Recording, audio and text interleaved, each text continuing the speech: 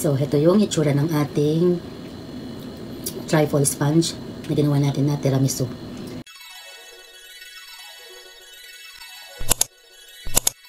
Welcome to my YouTube channel.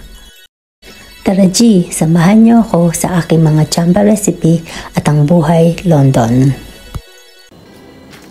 So, today video, our chamba recipe ay gagawa tayo ng tiramisu uli. Pero, ang gagamitin ko ay trifle sponge ang gagamitin ko. Then, ang twist, lalagyan ko siya ng caramel. So, ikikream lang ulit natin ang ating double cream at ang cream press.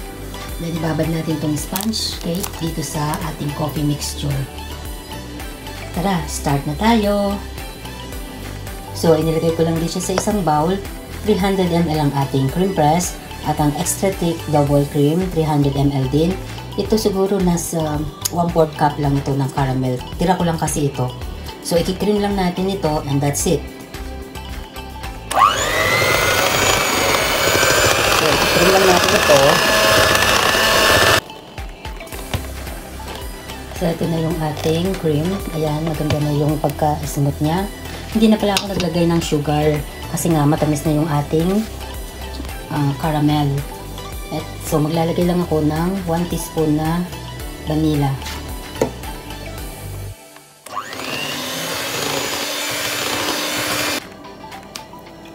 So, ganito yung ating trifle sponge.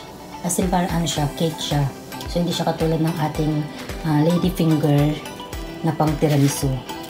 So, inano ko lang yan. Nilera ko lang siya. So, ibababad ko siya dun sa ating coffee mixture. So, itong ating cream ay hindi rin siya ganun ka-creamier kasi hindi tayo naglagay ng cream cheese. Then, ang ginamit natin ay cream press. So, maasim, may hint siyang maasim na creamy. So, yun yung lasa ng ating cream ngayon. Hindi ko siya ginamitan ng mascarpone or mascarpone.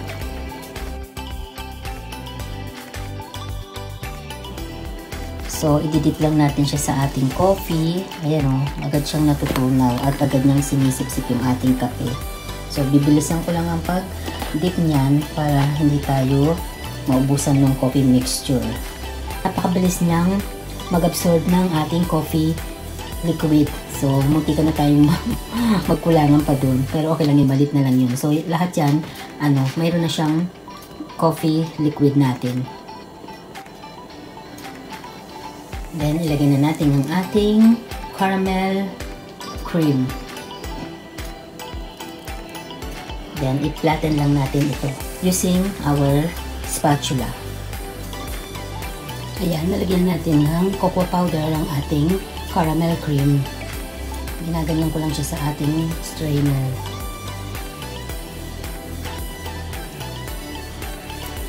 So, ganyan lang siya. Hindi siya makapal.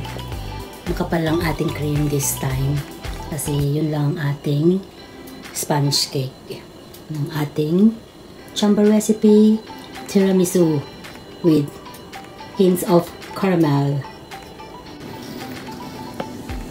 So, ito yung itsura ng ating trifle sponge na ginawa natin na tiramisu. Ang gamit natin ay fresh cream at double cream. So, hindi tayo naglagay ng mascarpone or mascarpone. That's it. Time to taste.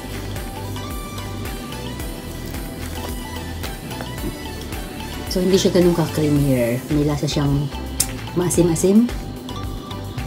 Pero masarap siya. So, ito yung ginawa natin na tiramisu na ang gamit natin ay sponge cake. Ayan. Ayun, how thick the cream. Nilagyan ko pala yung ginawa natin na tiramisu na ang gamit natin ay punch finger. So, nilagyan ko siya ng chocolate ganache sa taas. Ayan. Naging lasa siya ng eclair. Chocolate eclair. Sarap niya.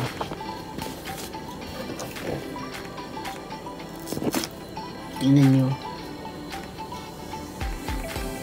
Yan yung ating sponge cake. That's it! Thank you mga ka-chamba mate. Hanggang sa muli. Bye!